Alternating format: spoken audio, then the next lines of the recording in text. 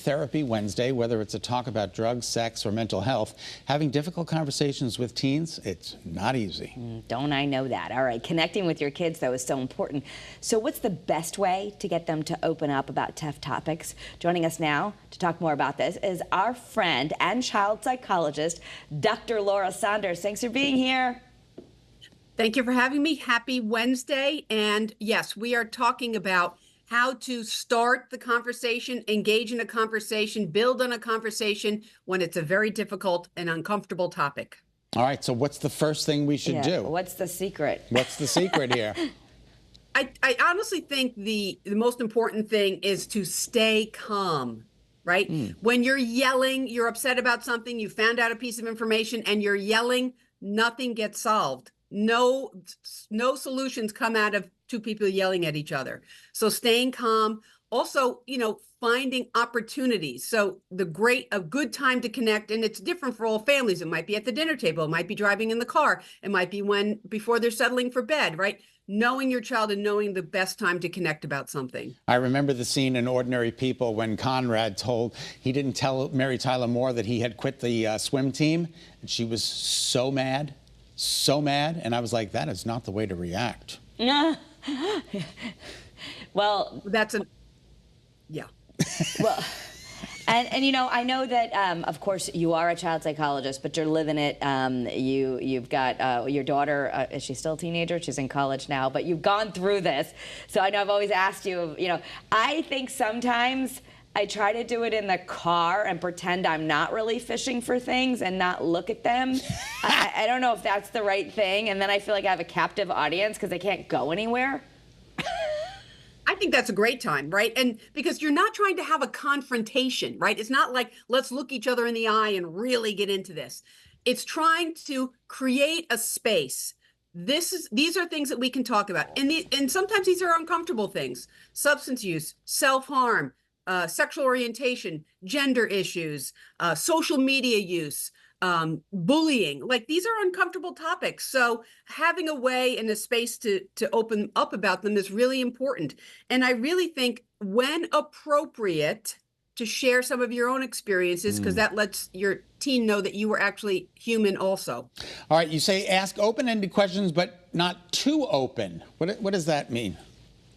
So how was your day is super open, because they'll say fine or okay or nothing happened. But to ask a little bit more open but more pointed, such as, tell me one good thing and one bad thing that happened today, right? So it's open, but it's a little bit more specific, because when you ask questions that are too open, you get single word answers.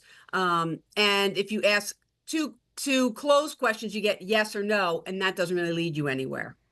Okay, so we're gonna take a deeper dive in the Kara's Cures podcast, but let's say you're asking them something and you do all these techniques and you get the answer that yes, I was drinking, or yes, I did smoke pot, or something that you're not okay with. Then what do you do? Is there grounding, or is it like and then they won't open up again in the future? Because sometimes they'll say, I know you've talked about harm reduction, but so what's the appropriate response as a parent once they've opened up and you don't like what they say? So I take a moderate approach. My approach in this situation is not to dive into consequences in that situation.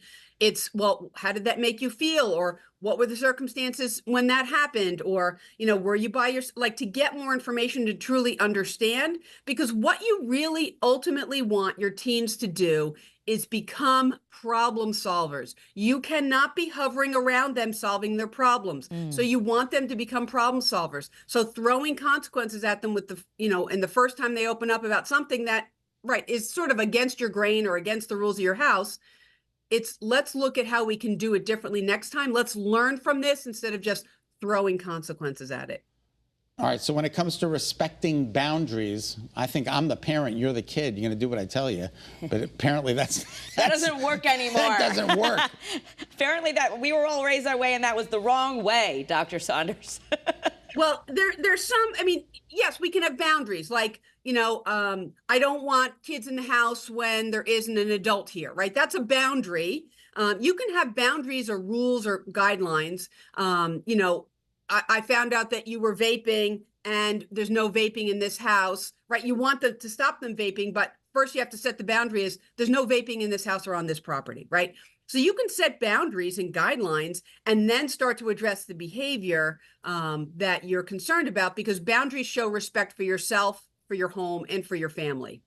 Absolutely. But the because I said so is apparently not, that's not the best way. Psychology has taught us we don't really get what we want when we say, because I said so.